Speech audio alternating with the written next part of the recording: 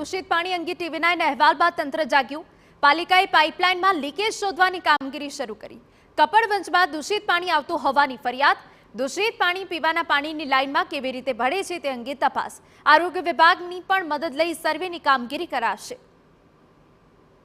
કપડવંજના કેટલાક વિસ્તારોમાં દૂષિત પાણી આવતું હોવાની ફરિયાદો ઉઠી છે, જે અંગે ટીવી9 અહેવાલ દર્શાવતા તંત્ર દોડતું થયું. નગરપાલિકા એક દિવસના અંતરે પાણીનું વિતરણ કરે છે અને એમાં પણ ગંદુ પાણી આવતું હોવાની ફરિયાદો છે.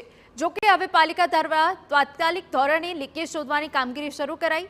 એટલું જ નહીં, આરોગ્ય વિભાગની પણ મદદ લઈ સર્વેની કામગીરી કરાશે. અમે અલગ ટીમ બનાવેલ છે જે ગામમાં સર્વે કરી રહી છે ક્યાં ક્યાં લીકેજ છે. સાથે સાથે અત્યારે આખા કપડવંજની અંદર વેણીપુરા પમ્પિંગ સ્ટેશનથી લઈને તમામ વિસ્તારોમાં તમામ મુખ્ય ટાંકી સુધી નવીન પાણીની લાઈનો નાખવાનું કામકાજ હાલ ચાલુ છે. હાલ ચોમાસું નજીક છે ત્યારે પ્રી મોન્સૂનની કામગીરીના ભાગરૂપે કપડવંજ નગરપાલિકા વિસ્તારમાં તમામ ચેનલો સફાઈનું કામ બી ચાલુ